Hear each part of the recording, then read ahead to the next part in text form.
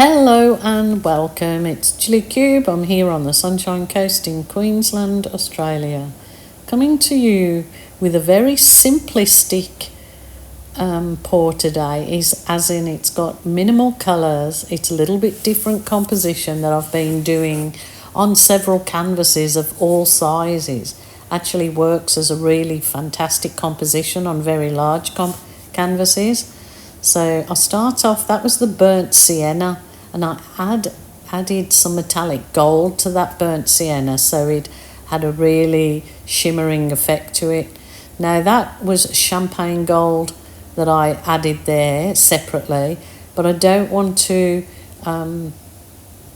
sort of spread that in and it get lost in it. I want it to have that kind of effect in there, that it's sort of seeing the two colours sort of mushed up a bit. That's my intention. So I'll continue with this and then move on to the next colour, which will be the black. I think I use black, yes. And then we'll continue layering our colours. So I'll just jump in where I feel I need to. Enjoy.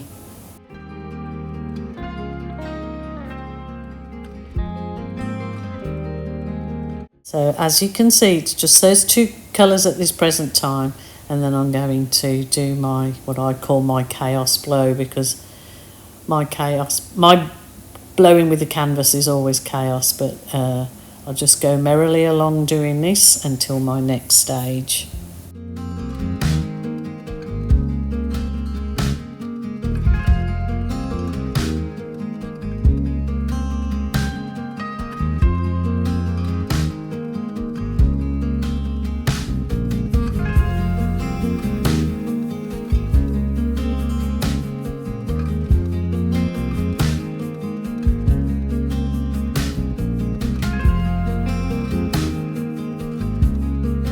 So as you see, I just worked that a bit until I got sort of the composition that I was happy with.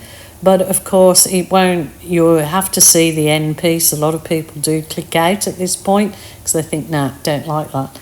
But I always do further things to embellish that. So keep with me, because this one was really beautiful. The end result is beautiful. So what I do there was just dipping that little soft plastic into, it was gold mixed with just Australian Floetrol to try and get some cells in those wispy bits, just a few. And so now, yes, I do my little balloon. This little balloon is just filled with air, no water in this. And it's just to add some soft floatiness to it. And believe it or not, when this is minimalistic, but when it was finished, I've had so many compliments. How simplistic but effective. I had these colours in mind because I was seen a painting of these colours or similar, and I thought, well, it's really only two colours, which was the black, and I used the burnt sienna with gold, so I suppose three, yes, but simplistic but so effective. So yes, I've tried it on a smaller canvas, a 25 by 35, so I do my tests on these size canvas, that if it goes well, then you do it on a large one. So super happy with that. I'm going to continue on now and try a different technique with the same colours or similar colours, so bear with me. Try similar colours now on the next technique. Excuse me, my washing machine is on.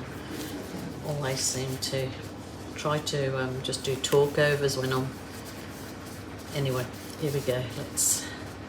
a little bit of difference in here. I'm going to use some bleached... What's it called? Unbleached titanium. I'm going to do the easiest of... dip and slide techniques. This kind of usually a no fail, but this is a little bit runny, so I would like, when I'm using this technique, I usually do it a lot thicker. So this was a colour that I made myself, and I can't even remember what I used. It kind of looks like, I know I've got gold in it, that I'm absolutely do not remember what I put in it. It was 2 or 3 colours that I had left. So I've been working with all these bright berry colours, so I thought, make a change, make a change.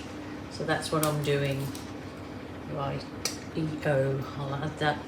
This is the burnt sienna, and I did add gold in that too, so it makes it really sparkly. So if you do test colours on smaller canvases like this, you can still gift the canvas to a friend if it comes out beautiful. Nicer than giving a gift card, but I'd like to do it for testing for larger pieces to see if the colours are going to work really well together. Now this is my champagne gold. So I seem to just have really nice effects when I do the chevrons. It's like a winner chicken dinner. So I suppose I shouldn't put any more than that on. I always go overboard. So it's a canvas sandwich, basically going to sandwich.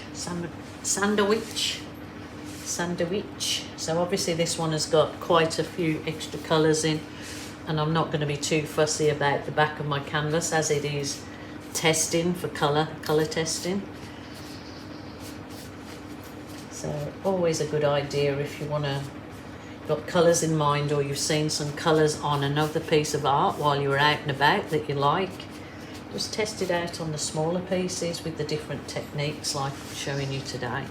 Now I'm going to do a slide, which is just turn it slightly. It seems to add nice sort of blurry effect on the edges of the canvas when you do this.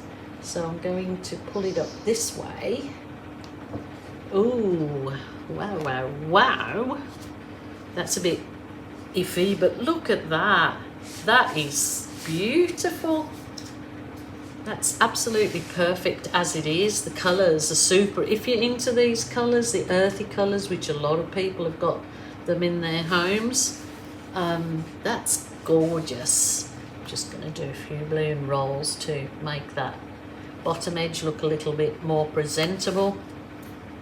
You don't have to do it, remember, it's your art, your rules, your way. But being so this is my piece today, I'm going to just few little balloon embellishments, of course. It's just a wonderful tool. Balloon is just another tool in your arsenal of tools for special effects. But that is gorgeous, absolutely gorgeous. So yeah, it's really nice to get out of my bright and vibrant colours for a few days, I guess. I'm loving it. I will bring you down and we'll have a little look-see at this one. Let me know what you think. I think the part in the technique where I slide it and twist, it creates this kind of effect. And I mean, that probably would be very good to do if you were doing an underwater effect, because it kind of looks like the patterns that sand leaves on the bottom of the ocean. But I am super happy with those two, all three. That is, again, a whole different, creates a whole different look than when you're working with your really bright, vibrant colours. But super happy with that too. So hope you enjoyed this two techniques, very similar colours, and very few colours on this one. So my lovelies, please take care until next time, and I'd love to remind you, if you are feeling sad, lonely or depressed, please ring a family member or a friend. Don't suffer in silence. If that isn't available to you, then certainly a helpline. Take care. Bye for now.